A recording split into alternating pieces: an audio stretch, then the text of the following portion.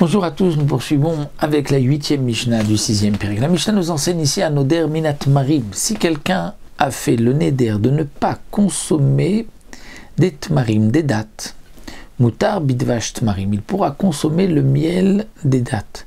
Ceci ne rentre pas dans son interdiction. Lorsque quelqu'un dit des dattes, c'est uniquement les dattes et pas le miel qui sort de ces dattes. Si quelqu'un s'est interdit, Misitvaniot, il s'est interdit les Sitvaniot. Sitvaniot dit le Barthénora, ce sont des raisins qui sont pas bons, qui restent même Sitvaniot au moment de l'automne, avec lesquels on ne peut pas faire de vin. Généralement, c'était gardé pour faire du vinaigre. Lui s'est interdit les Sitvaniot. Alors, Mutar Bechomet Sitvaniot, il pourra consommer ce qui sort de Sitvaniot, c'est-à-dire le vinaigre. On considère que il s'est interdit que les Sitvaniot eux-mêmes, bien que généralement Sitvaniot n'était pas consommé, eh bien on dira il s'est interdit le fruit lui-même, mais il ne s'est pas interdit ce qui sort de ce fruit, donc le vinaigre de Sitvaniot n'est pas interdit. La Mishnah nous dit mais que Rabbi Yehuda ben Betera Omer Kol Sheshem Toldato Kruya Alav Noder Eimenu Asur Rabbi Yotse Mimenu. Rabbi Yehuda nous dit tout fruit où son nom reste sur lui, même une fois qu'il y a une partie qui est sortie, sur cette partie qui est sortie, il garde le nom. C'est-à-dire, le miel, on appelle ça du miel de date. On ne dit pas c'est du dvash qui est sorti du miel. On dit c'est du miel de date. Donc si c'est interdit la date, le miel de date reste interdit. Le chomet sidvaniot, on appelle ça du vinaigre de sidvaniot, de ces grains de raisin.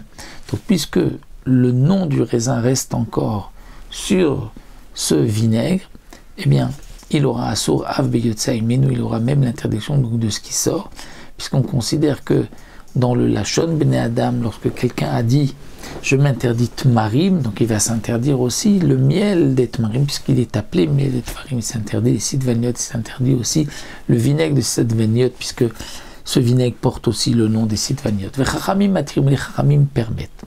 Les Chachamim, c'est un peu comme Tanakama, nous dit le Barthénora. Quelle est la différence entre Tanakama et les Chachamim? Eh bien, c'est que d'après Tanakama, si quelqu'un a fait le Neder de s'interdire les Sitvaniot, il a donc le droit de consommer le vinaigre, mais les Sitvaniot, il a l'interdiction de les consommer.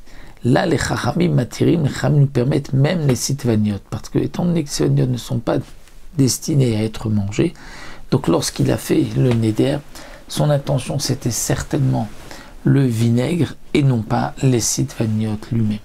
Donc ça c'est la première explication que nous donne le Barthénora d'après les Chachamim.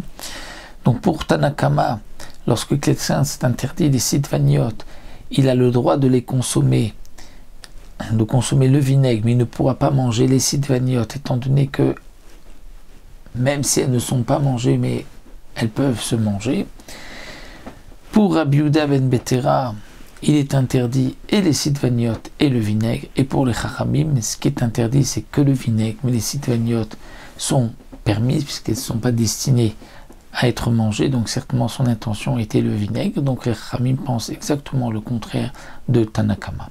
Le Barthénora nous donne une autre explication, mais ça c'est donc la plus simple. La deuxième explication que donne Barthénora, c'est que les Chachamim permettent le chomet Sitvaniot comme le miel des dattes, parce que les Chachamim pensent que ce qui se mange ou ce qui ne se mange pas,